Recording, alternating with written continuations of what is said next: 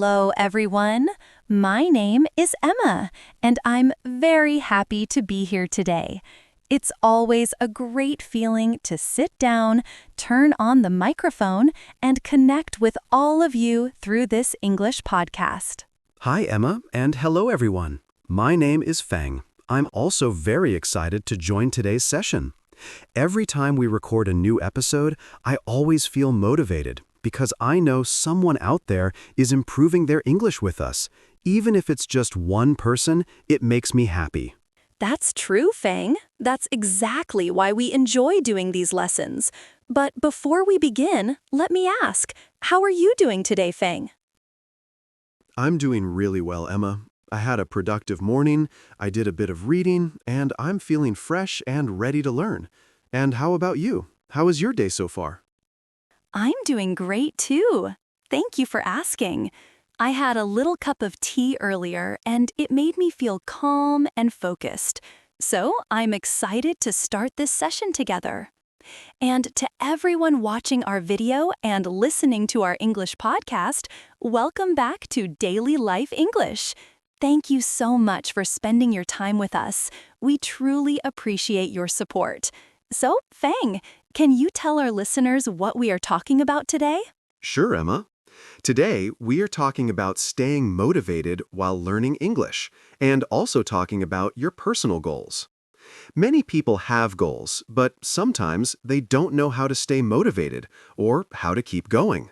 Exactly.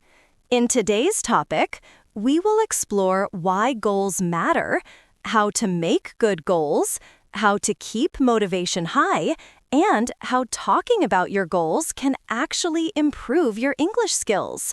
This is a very useful topic because motivation is like fuel. It helps you continue, even when you feel tired or busy. So please stay with us because we will share many helpful ideas, simple tips, and easy English phrases that you can use every day. And before we start, please don't forget to subscribe, like, comment, and share our channel, Daily Life English.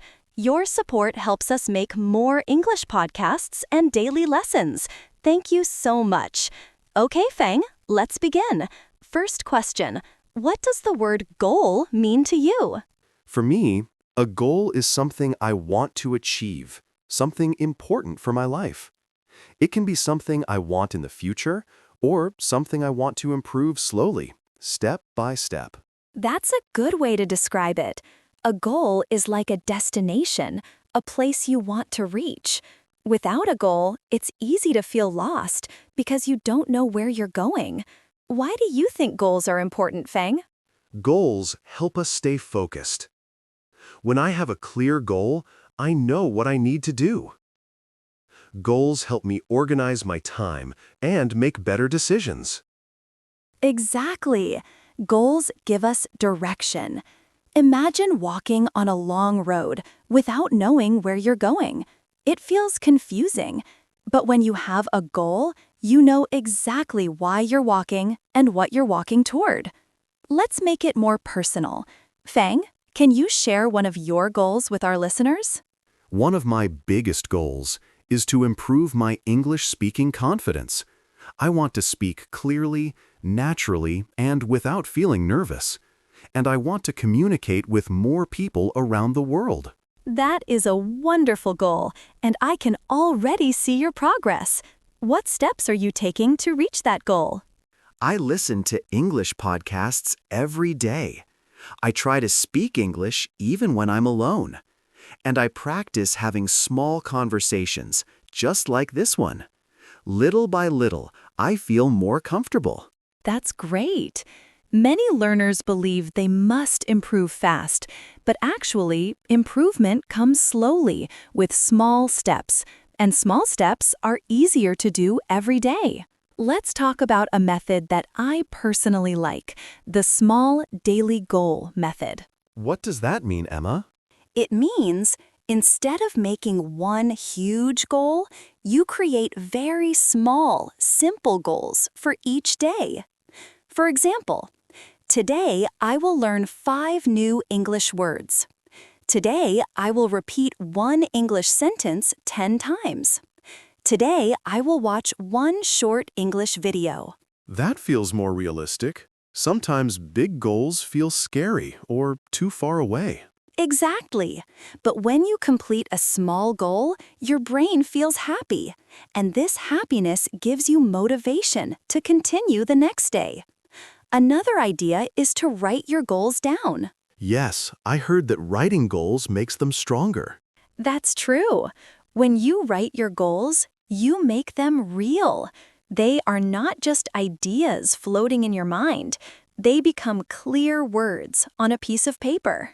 And when you see them every day, you remember what you're working for. Exactly. But Emma, what about days when someone feels tired, discouraged, or unmotivated? Good question. We all have days like that, even me. One helpful thing to do is to remind yourself why you started. Ask yourself, why do I want this goal? What does it mean to me? For example, I want to learn English to find a better job.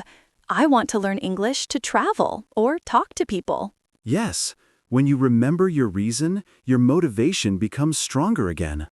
Let's talk about celebrating progress. Celebrate? Even small things? Yes, even very small things. Many learners think progress must be big, but that's not true. If you study English for 10 minutes, celebrate. If you read one English paragraph, celebrate. If you understand one sentence better than yesterday, celebrate. This helps learning feel enjoyable, and feeling good makes you want to continue. Another important idea is patience. Long-term goals need time. Yes, sometimes long goals feel slow. That's why we break them into small steps. For example, long-term goal, speak English fluently. Small steps, learn 5 words. Repeat simple sentences. Listen to one short podcast. Practice speaking for 5 minutes. When you do these steps every day, your fluency grows without stress. Let's talk about mistakes. Many learners fear making mistakes. Yes, and that fear slows them down.